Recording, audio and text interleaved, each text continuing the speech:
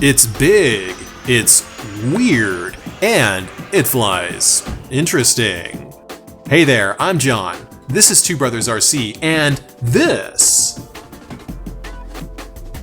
is the Freewing B-2 Spirit Twin 70mm. Finally, a plane that's so stealthy that you can see it on YouTube. The B-2 has been out for years, but we've never demoed it for you. That changes today.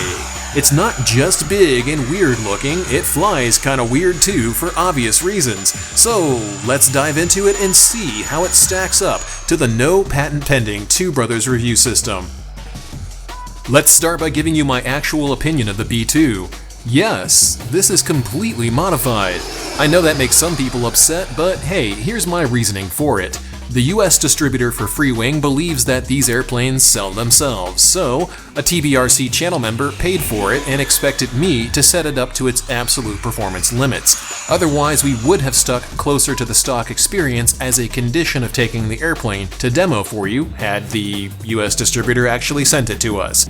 Plus, let's be real, the stock Freewing experience with this jet isn't all that great. If you want to listen to wheels that sound like a dumpster rolling down 5 flights of stairs,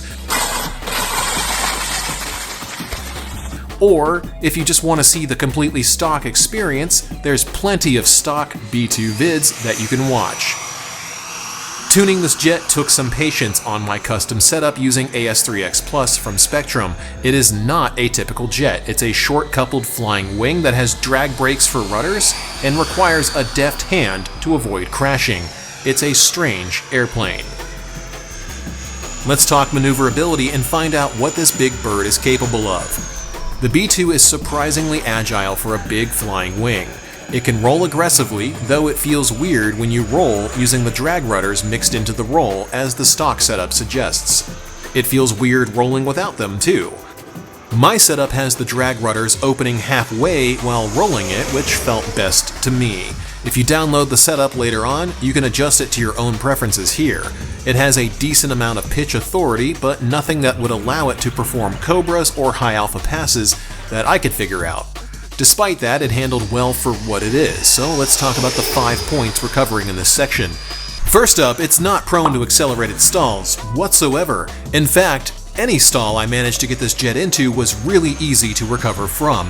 I even set up differential thrust to throw it around in the air. Does it cobra? Which won't be part of the setup file because differential sucks on this jet, and it came right out of any spin I put it into. I'm not sure what the specific explanation for that is because I'm not an aeronautical engineer, but any upset I put this bomber into caused it to flop back upright almost immediately. Even with the battery slammed as far aft as I could get it to go, this jet still behaves like it's super nose heavy and comes right out of any stalls. It is relatively easy to make less nose heavy, but it will always perform like it's nose heavy in stall recovery. Now normally I would be complaining about that, but this is a good thing. There's nothing for you to be afraid of when flying this jet except when taking off or landing, and we'll get to that in a second. Taking off requires way more runway than you might think, and takeoff is rarely smooth when you do rotate the jet. It usually just jumps into the air.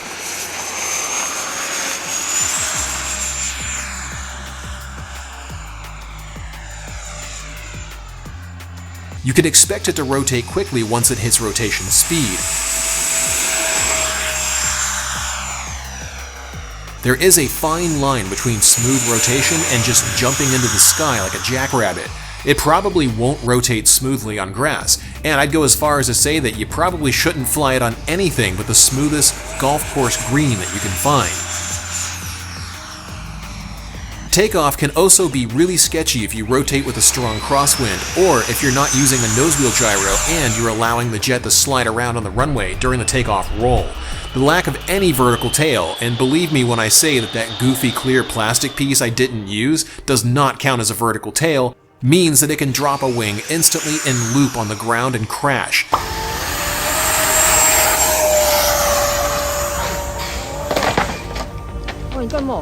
Such is life for a flying wing. And landing can be pretty rough at times too. It's a close-coupled jet, meaning that it pitches up or down rapidly even with small inputs on the stick. It's very difficult to get that patent-pending, super smooth TBRC landing that you see in our shorts.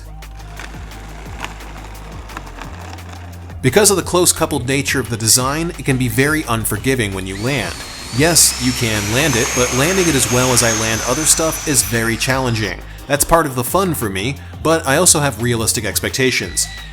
If there's even a little wind, I'll get a good landing by anyone's standards, but I won't get those landings that make people think their arteries clogged with butter if it's too windy. That's just how it goes with a wing like this. You can improve landings by holding off on touching down until you bleed enough energy that the jet doesn't bounce when it touches down. It'll bounce constantly if it touches down too fast. The B-2 will teach you how to hold the wheels off until the jet is ready to settle down on its own. In general, crosswinds are this jet's mortal enemy. I'd suggest that you not even bother to fly if the weather calls for a crosswind at all. This jet absolutely hates crosswind. Here's what it looks like for me on my setup when dealing with crosswinds, as you saw earlier. This is what other people have also dealt with, as you see on screen.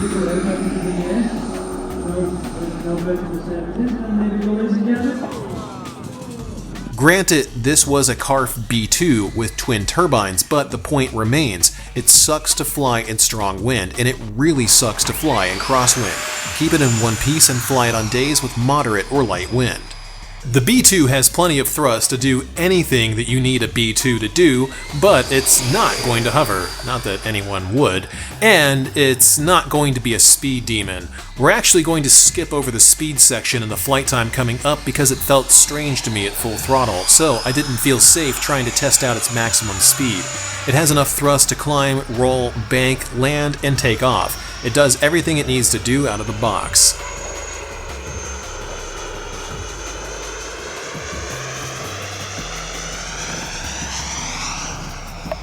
As I mentioned earlier, it does have very good stall characteristics, and as such, requires very little effort to recover from any stall or upset that you put it into. Even with a differential thrust spinning it around like a strange boomerang, it comes out of it instantly. That isn't to say that it's an easy jet to fly, far from it, but it's not a hard jet to get out of a stall with. Note also that the setup file will not contain differential thrust. The B-2 passes with a 5 out of 5 in the maneuverability checks.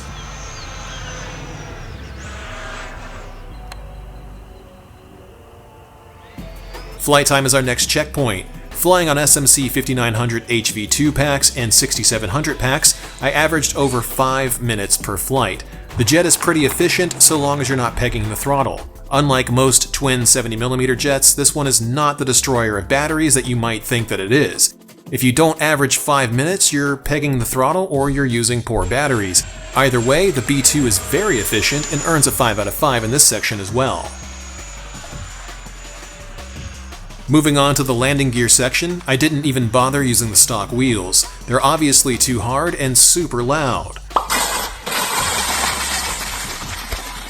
I did not want to fly a jet that sounds like crap on pavement, or with wheels that would transfer all of the shock right to the fuselage mounts and damage the foam over time. So I replaced all of them with Dubro 1.75-inch low-bounce treaded wheels, which also make it track much straighter than a typical Freewing B-2, and has the side effect of not sounding like ass on the rotation or touchdown. So while the stock wheels do function, they're hard and they definitely suck. The wheels are attached to a pretty robust suspension system though. People do fly this off grass with some success as a result of that suspension, though for how long is anyone's guess. Jets generally don't live long on grass. Eventually the shock of flying from grass tears the retracts out of the foam. Ask me how I know. The gear required low maintenance and worked flawlessly from what I could see, especially with my custom sequenced gear doors that close the doors as soon as the wheels tuck into the fuselage. My setup file will have that set up for you automatically on Discord, so you can just check out the sequence yourself if you're curious by installing it on your transmitter. The B-2 earns a 4 out of 5 in this section.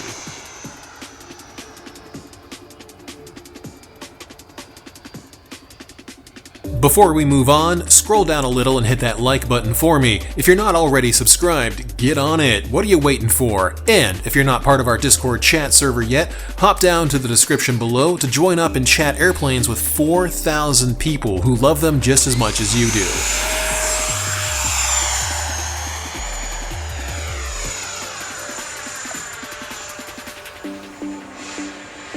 Moving on to fit and finish, we actually did not have enough time to get the walk-around filmed at the field, so this hangar shot will have to work.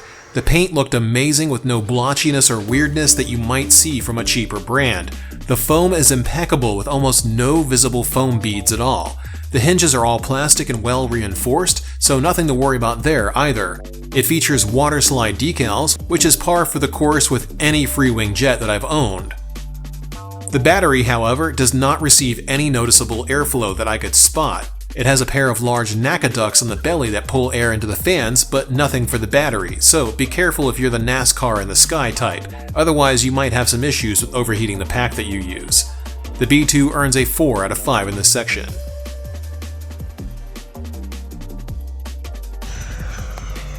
Our final section is avionics and lighting, and I'm going to explain the servo changes that I made.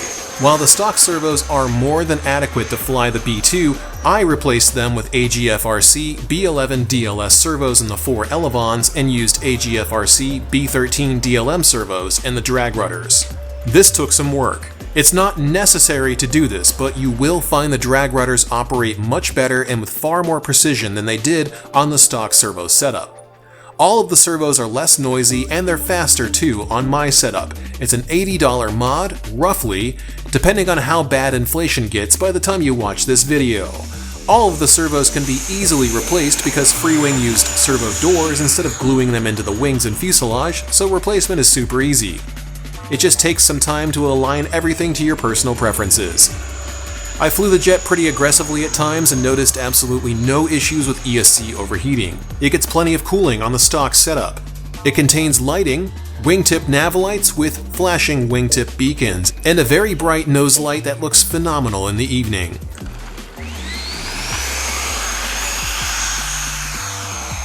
The battery tray is large and looks great to me with zero issues to worry about. It's not going to throw a battery loose in flight on you.